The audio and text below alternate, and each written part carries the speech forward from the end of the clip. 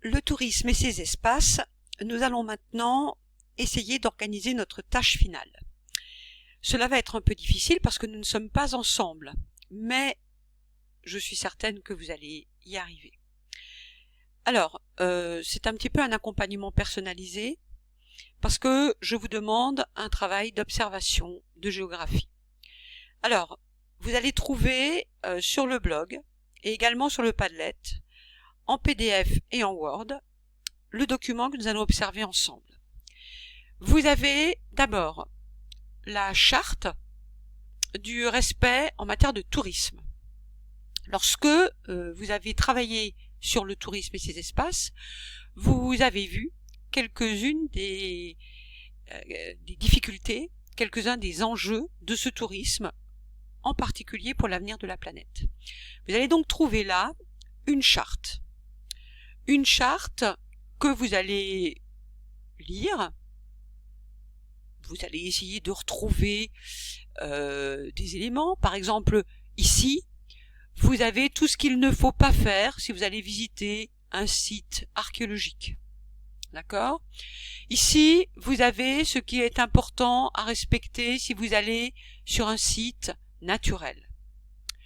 Je vous ai mis 2 liens que vous pouvez consulter sur les voyages. Voyageons autrement. Comment voyager en respectant une charte éthique.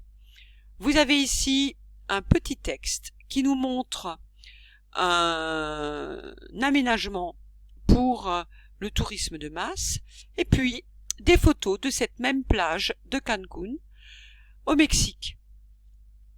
Je vous laisse observer l'image. Voilà ce que j'attends de vous.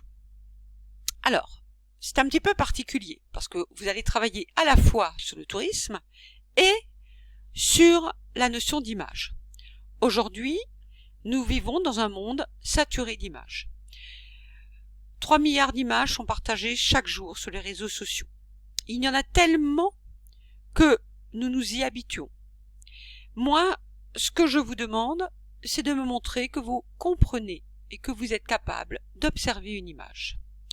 Donc, vous avez un dossier avec la charte éthique, quelques documents pour vous aider dans votre réflexion. Qu'est-ce que je vous demande de faire ?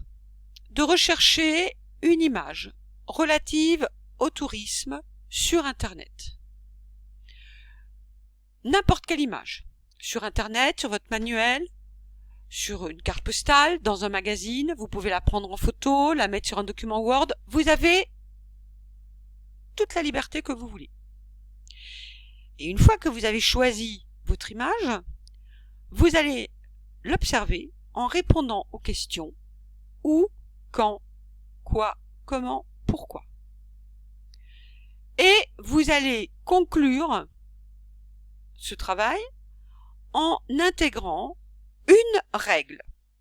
Vous avez pris une photographie et vous allez retirer de cette photographie une règle. Et avec un peu de chance, nous arriverons tous à créer un petit catalogue des règles d'or du voyageur.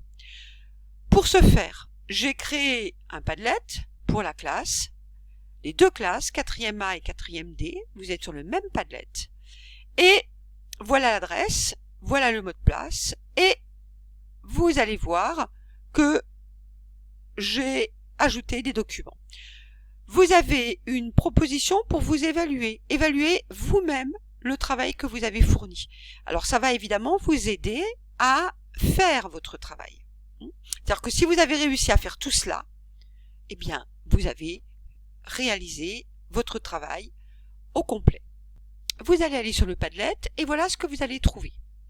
Vous allez trouver un petit article que je vous ai posté. C'est une bande son. Vous cliquez là et je vous explique comment utiliser le Padlet. Tous ceux qui m'ont eu en 6e savent déjà l'utiliser. Donc, je vous demande de poster sur ce Padlet, en utilisant le plus qui est là, chaque fois votre photo, la réponse aux questions que vous vous êtes posées et votre maxime.